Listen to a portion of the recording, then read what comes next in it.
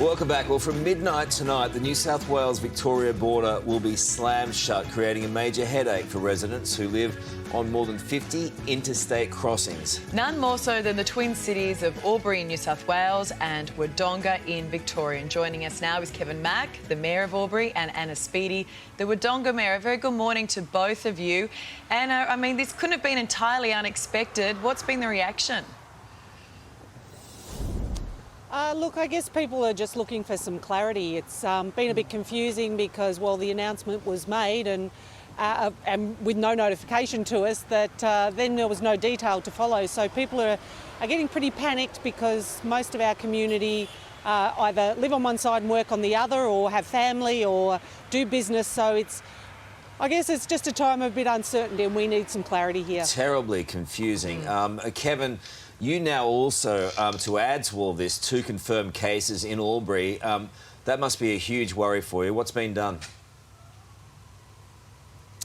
Yeah, look, they're in quarantine at the moment, but it is confusing because one of them's been in Melbourne and there's another community transmission, which I'm on record as saying is that level of the pandemic we want to avoid, and we need to contain it and do the best we can. But, you know, I think as a community we're very resilient and we need to continue to be resilient in the face of this pandemic. But as Anna said, the uncertainty at the moment with what we're going to do and how it's going to be managed, I'm sure it'll be sorted out. But I applaud the Premier for taking these steps because we need to control the pandemic into New South Wales. But for Albury Wodonga, not ideal. So are you on board with the fact that borders will close, but just critical of the way it was handled and the amount of heads-up time you're given?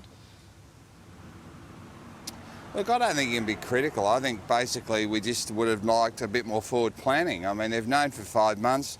Queensland have shut down. They can learn from the positives and negatives of that particular closure. Where is the forward planning? I mean, being a former policeman, we plan for everything, and this particular issue is quite clear. What would happen if the border between Victoria and New South Wales had to be closed? So that's not... Let's put everything into perspective. We have the worst incident since World War II happening in our country right now.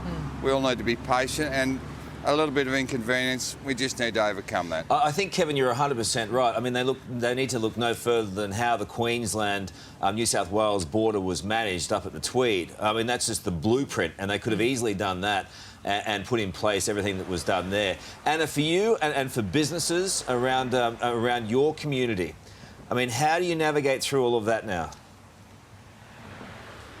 Yeah, so look, pretty late last night I was on the phone to Minister for Regions, Jack Symes, talking about some of the options that were being put on the table, from blanket permits for our local community, but then how do we make sure that there is still fairly free movement between the cities? So, you know, what are the opportunities for fast-tracking access across our, potentially across this Lincoln Causeway, across our bridge, rather than the motorway, so that people working on the other side, whether it be into Wodonga or into Albury every day, can do so without sitting in queues for several hours.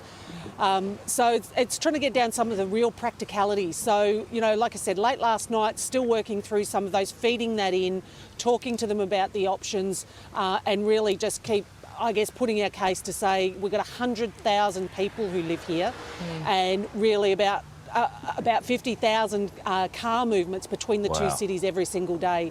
How are we going to manage? That is I mean, logistically, that's just a nightmare, isn't it? We know that the police are being sent in and Defence Force. Any sign of them yet? Look, we're yet to hear, and I'm hoping we hear this morning where they're intending to put checkpoints and etc. And again, like I said, that we get some clarity around exactly what the steps are going to look like. You're still very much, Kevin, in the dark then? Helicopter. Hey?